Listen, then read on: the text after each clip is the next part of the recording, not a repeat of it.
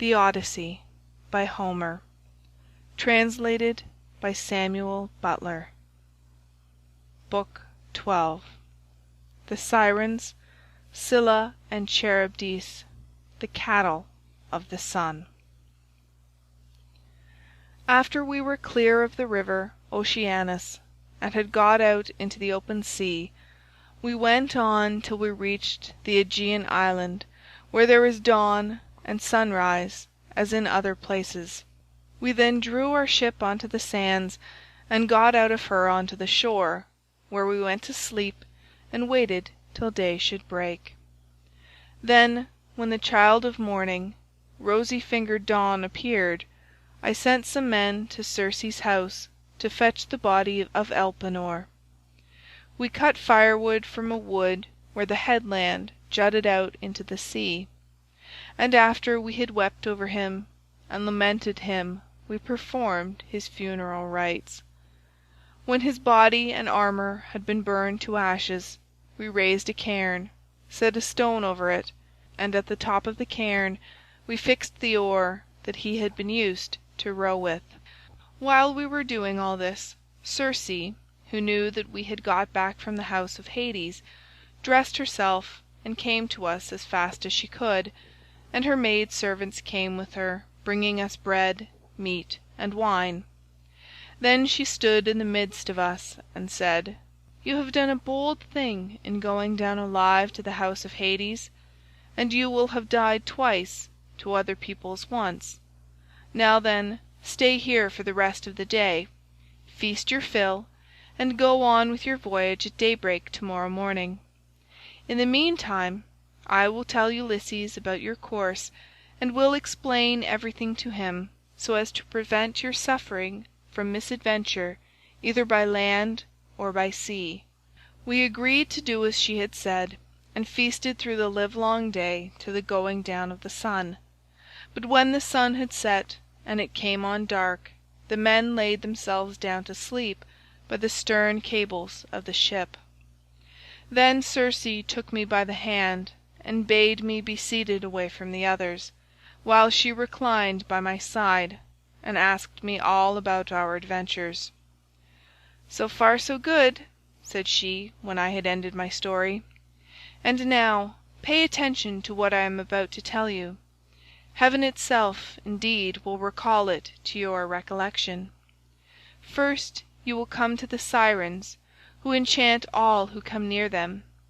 If any one unwarily draws in too close and hears the singing of the Sirens, his wife and children will never welcome him home again, for they sit in a green field and warble him to death with the sweetness of their song.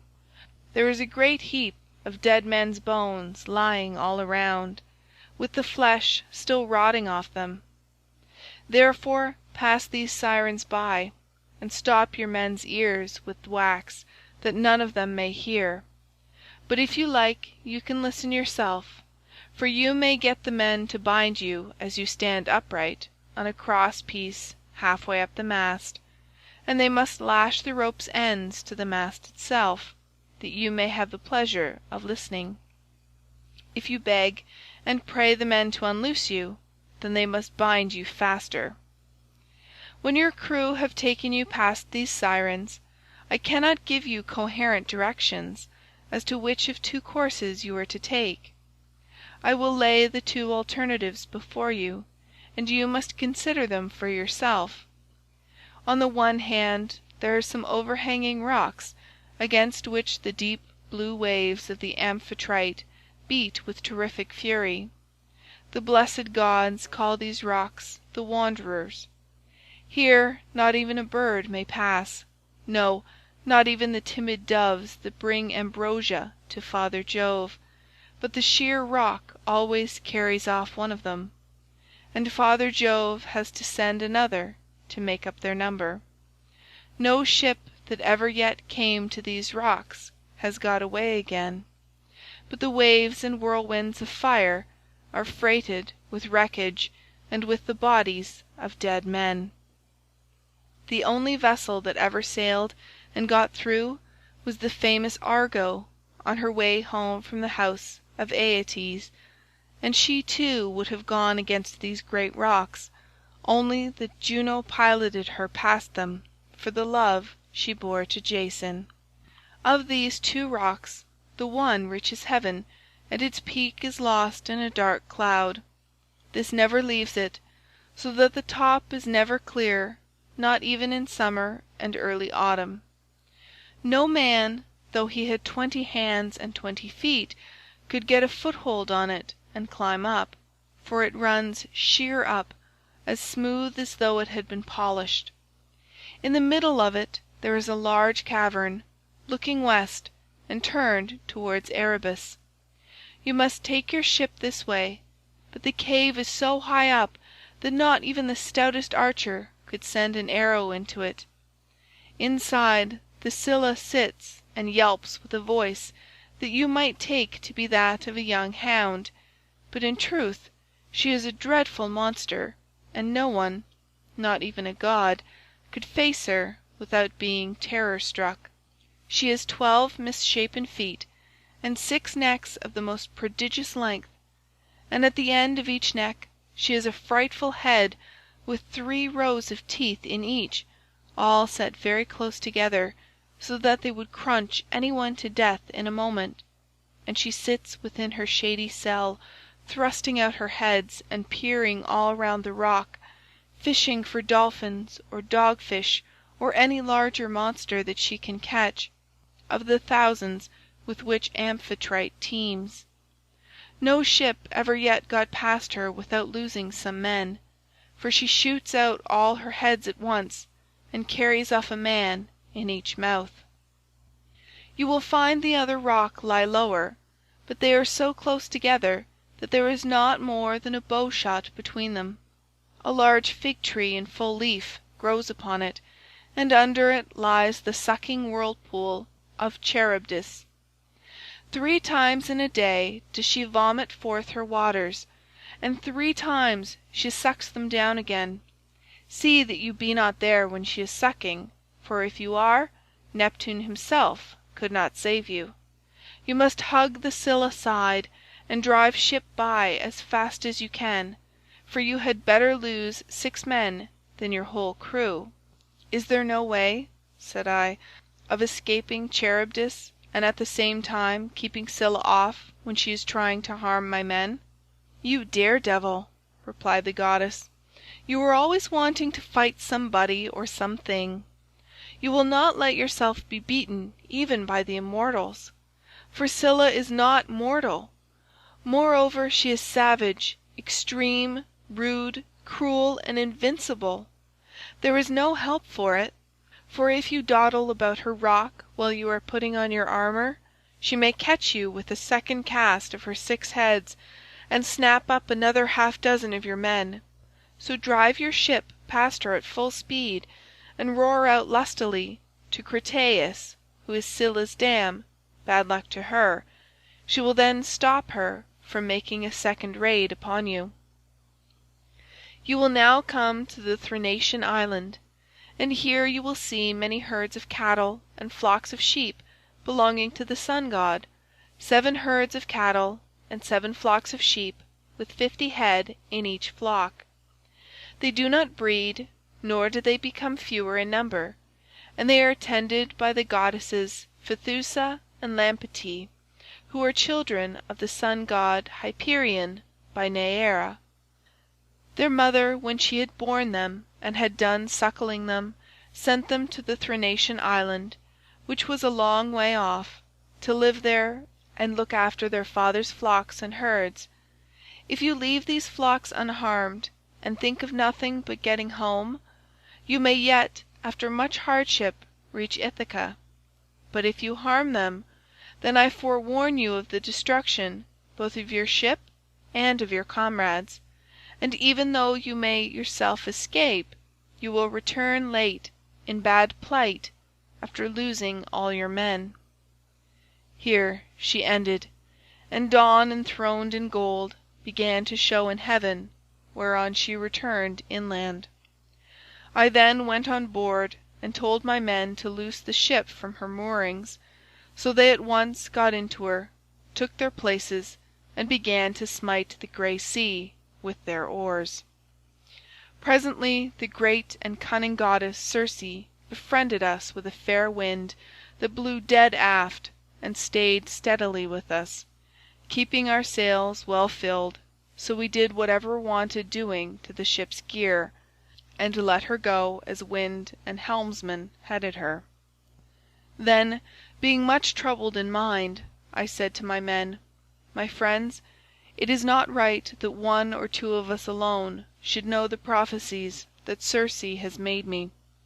I will therefore tell you about them, so that whether we live or die, we may do so with our eyes open. First, she said we were to keep clear of the Sirens, who sit and sing most beautifully in a field of flowers, but she said I might hear them myself so long as no one else did. Therefore take me and bind me to the crosspiece half-way up the mast. Bind me as I stand upright, with a bond so fast that I cannot possibly break away, and lash the rope's ends to the mast itself. If I beg and pray you to set me free, then bind me more tightly still." I had hardly finished telling everything to the men before we reached the island of the two Sirens, for the wind had been very favourable. Then, all of a sudden, it fell dead calm. There was not a breath of wind nor a ripple upon the water, so the men furled the sails and stowed them. Then, taking to their oars, they whitened the water with the foam they raised in rowing. Meanwhile I took a large wheel of wax and cut it up small with my sword.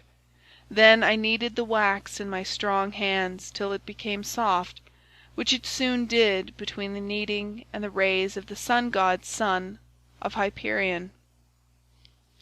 Then I stopped the ears of all my men, and they bound me hands and feet to the mast, as I stood upright on the crosspiece. But they went on rowing themselves.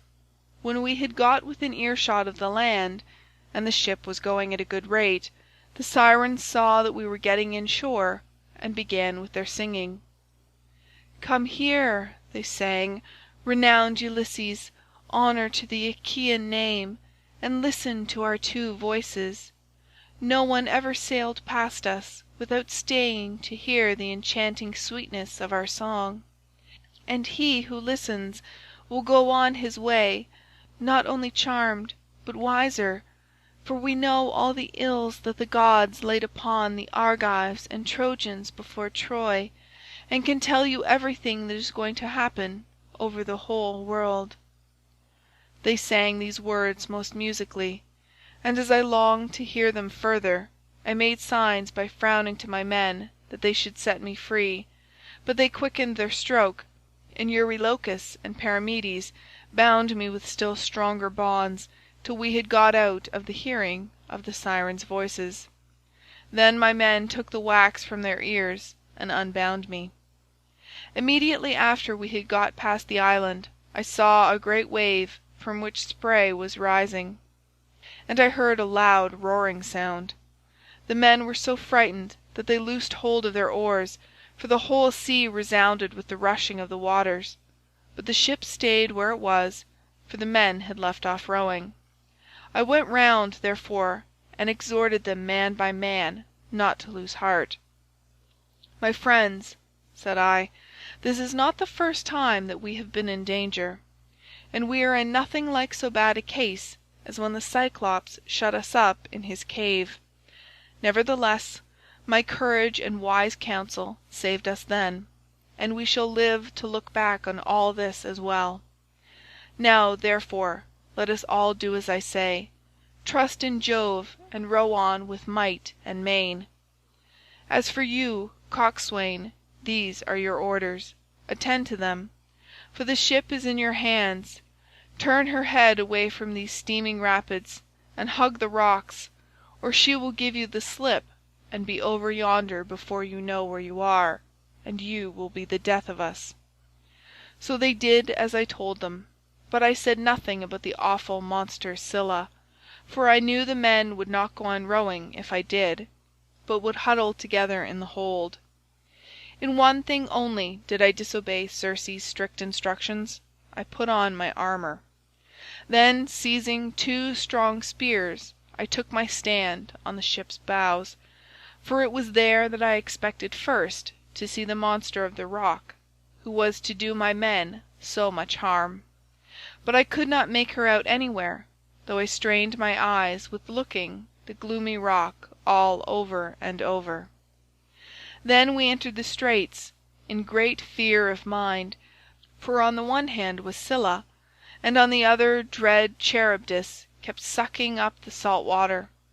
As she vomited it up, it was like the water in a cauldron when it is boiling over upon a great fire, and the spray reached the top of the rocks on either side. When she began to suck again, we could see the water all inside whirling round and round, and it made a deafening sound as it broke against the rocks. We could see the bottom of the whirlpool all black with sand and mud, and the men were at their wits' ends for fear.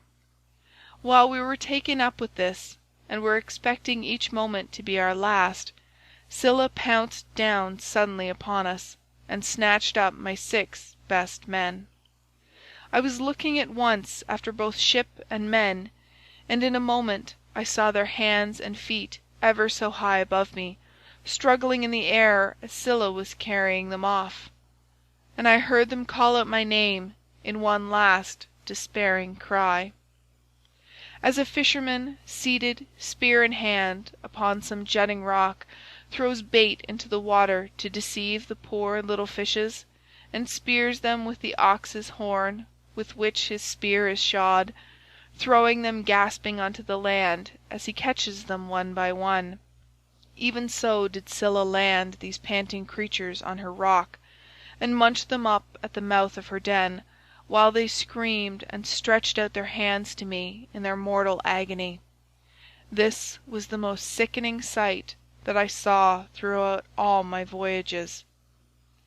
When we had passed the wandering rocks, with Scylla and terrible Charybdis, we reached the noble island of the sun god, where were the goodly cattle and sheep belonging to the sun Hyperion. While still at sea in my ship, I could bear the cattle lowing as they came home to the yards, and the sheep bleating. Then I remembered what the blind Theban prophet Tiresias had told me, and how carefully Aegean Circe had warned me to shun the island of the blessed sun god. So being much troubled, I said to the men, "My men, I know you are hard pressed, but listen while I tell you the prophecy that Tiresias made me, and how carefully Aegean Circe warned me to shun the island of the blessed sun god, for it was here, she said, that our worst danger would lie. Head the ship, therefore, away from the island." The men were in despair at this, and Eurylochus at once gave me an insolent answer. "Ulysses," said he, "you are cruel. You are very strong yourself, and never get worn out. You seem to be made of iron. And now, though your men are exhausted with toil and want of sleep, you will not let them land and cook themselves a good supper upon this island, but bid them put out to sea, and go faring fruitlessly on through the watches of the flying night. It is by night that the winds blow hardest and do so much damage. How can we escape should one of those sudden squalls spring up from southwest or west, which so often wreck a vessel when our lords the gods are unpropitious? Now therefore let us obey the behests of night, and prepare our supper here hard by the ship. To-morrow morning we will go on board again and put out to sea." Thus spoke Eurylochus, and the men approved his words. I saw that heaven meant us a mischief, and said, "You force me to yield, for you are many against one. But at any rate each one of you must take his solemn oath, that if he meet with a herd of cattle or a large flock of sheep, he will not be so mad as to kill a single head of either, but will be satisfied with the food that Circe has given us." They all swore as I bade them, and when they had completed their oath, we made the ship fast in a harbour that was near a stream of fresh water, and the men went ashore and cooked their suppers. As soon as they had had enough to eat and drink, they began talking about their poor comrades, whom Scylla had snatched up and eaten. This sent them weeping, and they went on crying till they fell off into a sound sleep. In the third watch of the night, when the stars had shifted their places, Jove raised a great gale of wind that flew a hurricane, so that land and sea were covered with thick clouds, and night sprang forth out of the heavens. When the child of morning, rosy-fingered Dawn, appeared, we brought the ship to land and drew her into a cave wherein the sea-nymphs hold their courts and dances, and I called the men together in council. "My friends," said I, "we have meat and drink in the ship. Let us mind, therefore, and not touch the cattle, or we shall suffer for it. For these cattle and sheep belong to the mighty Sun, who sees and gives ear to everything." And again they promised that they would obey. For a whole month the wind blew steadily from the south, and there was no other wind but only south and east. As long as corn and wine held out, the men did not touch the cattle when they were hungry. When, however, they had eaten all there was in the ship, they were forced to go further afield, with hook and line, catching birds and taking whatever they could lay their hands on, for they were starving. One day, therefore, I went up inland that I might pray heaven to show me some means of getting away.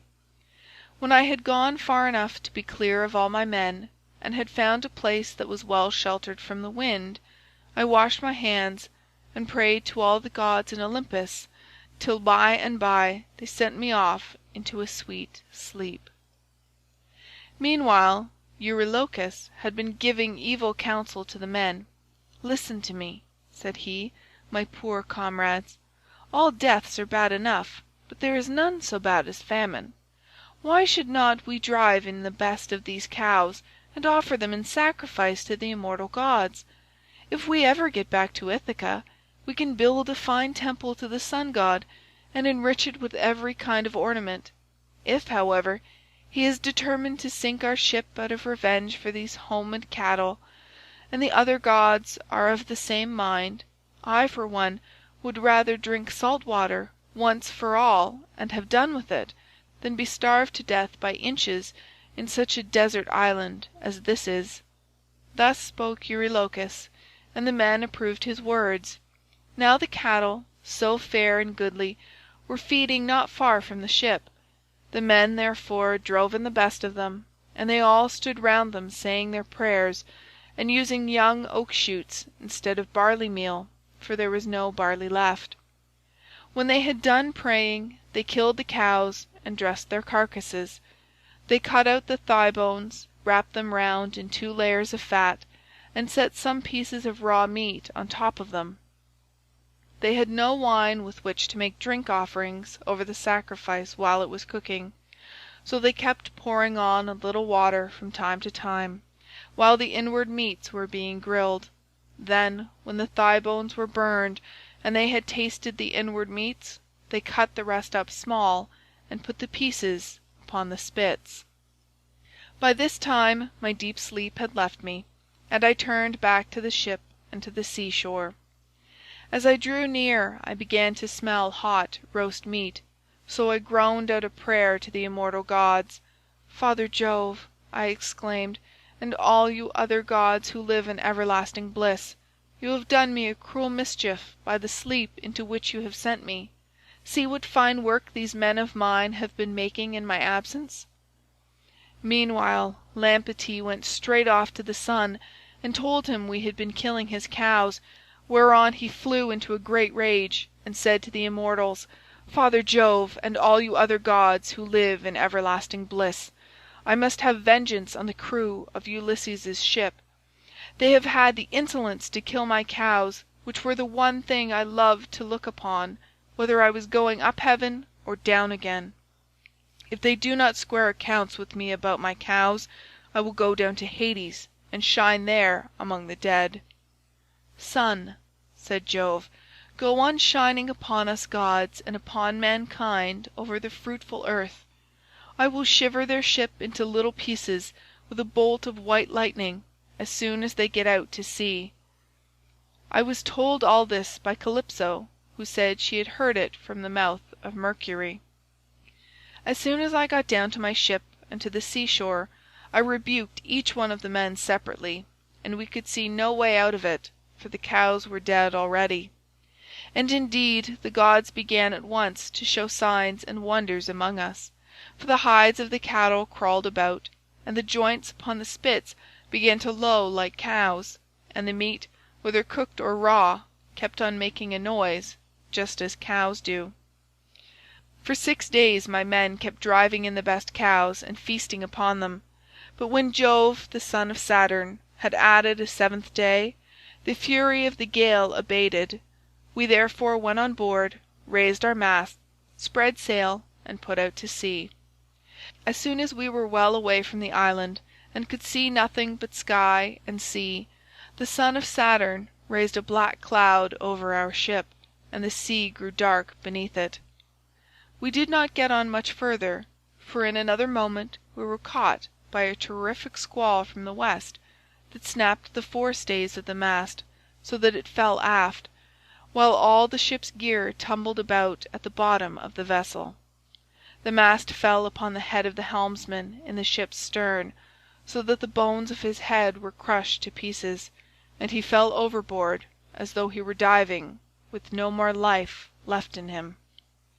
Then Jove let fly with his thunderbolts, and the ship went round and round, and was filled with fire and brimstone as the lightning struck it. The men all fell into the sea. They were carried about in the water round the ship, looking like so many seagulls, but the god presently deprived them of all chance of getting home again.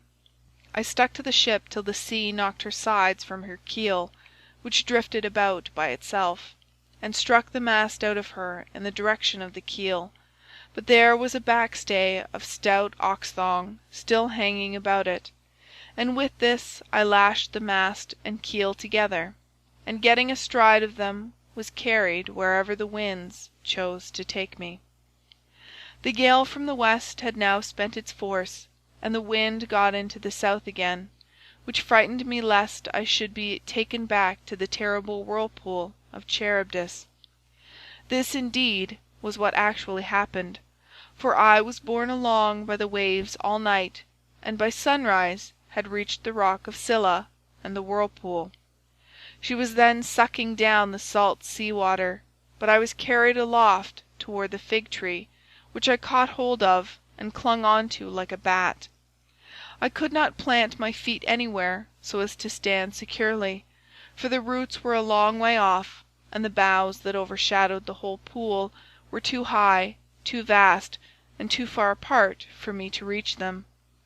So I hung patiently on, waiting till the pool should discharge my mast and raft again, and a very long while it seemed. A juryman is not more glad to get home to supper, after having been long detained in court by troublesome cases, than I was to see my raft beginning to work its way out of the whirlpool again. At last I let go with my hands and feet, and fell heavily into the sea, hard by my raft, onto which I then got, and began to row with my hands.